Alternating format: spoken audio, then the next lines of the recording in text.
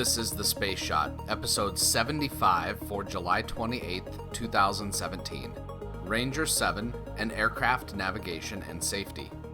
Hey everyone, welcome to The Space Shot, your daily space history, pop culture, and news fix. I'm John Molnix. A quick launch update before I start. At the time of this recording, a Soyuz rocket and capsule carrying an Italian, Russian, and American is scheduled to lift off from Baikonur and start its journey to the International Space Station later this morning. Godspeed to the crew, and I'll have an update on the launch in tomorrow's episode. On July 28, 1964, the Ranger 7 lunar lander, or impactor, was launched from Cape Canaveral. Ranger 7 stood about 5 feet wide and nearly 12 feet tall, and housed 6 cameras that were used to transmit high-resolution images of the lunar surface back to Earth before impacting the surface of the Moon. The JPL designed and built Ranger series of satellites helped gather images that could be used in preparation for the Apollo missions. Photographing the surface of the Moon in great detail was critical for mission planners, since they needed to find sites that were safe to land on with the Lunar Excursion Module. After transmitting over 4,300 photographs of the lunar surface and completing its mission, Ranger 7 impacted the Moon at 5,800 miles an hour. It would be a few years before a soft landing was accomplished with Surveyor 1, which became the first American probe to soft land on the Moon. Check out episode 19 for more information about Surveyor 1. On July 28, 1945, a B-25 Mitchell bomber crashed into the Empire State Building while traveling to Newark Airport. The B-25 was flying through dense fog, thick enough that a newspaper article described the plane as, quote, groping its way southward across Manhattan to Newark Airport. I don't know about you, but I don't want to be in an airplane that's groping across anywhere. Sadly, 14 people were killed during this crash, which was the result of pilot error and the B-25 flying at less than the 1,500 feet that he should have been flying at. Let's jump to the creation of NASA on July 29, 1958, the topic for tomorrow's episode.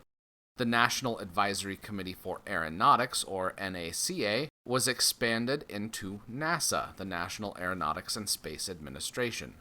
The National Advisory Committee for Aeronautics researched problems related to military and civilian aviation from World War I up until it was transformed into NASA. Engineers at the Langley Research Center developed wind tunnels that allowed for testing new aircraft designs and technologies before they were adopted for civilian and military use. The Ames Research Center was one of the key places in the advancement of de-icing technologies. De-icing technologies helped prevent ice from building up on propellers and wings, which was a major cause of fatal crashes since ice reduces lift and increases drag on the aircraft. Since its inception, NASA has helped develop everything from fly-by-wire technologies, which are now used on numerous types of commercial and military aircraft, to wing designs that improve the fuel efficiency of aircraft. In episode 71, I talked a little bit about winglets, so check out that episode if you're interested in learning more. One of the more recent developments that NASA helped shape, and one that's now making its way into commercial and private aircraft, is synthetic vision systems. These systems use a combination of GPS positioning and a realistic terrain database, and in some cases radar, to paint a picture of what is ahead of the aircraft in poor weather conditions. The synthetic vision systems available for smaller aircraft can run off of a cellular-equipped iPad using the GPS that's built into those tablets, combined with a database of terrain that show pilots what a landscape looks like in inclement weather. The system that NASA helped test on a Boeing 757 used cockpit displays and radar equipment to generate a real-time look at the dynamic landscape ahead of the aircraft, not just a static database of terrain. Technology like this wasn't available until very recently, but it could have helped avert a catastrophe similar to the B-25 crash into the Empire State Building. So next time you think NASA is just about space, remember that every time you fly, there's a multitude of NASA-developed technologies that help you have a safer and more enjoyable trip. Most of the time, at least. If you have ideas for the show, reach out to me. You can find me just about anywhere at John Molnix. I'd love to chat.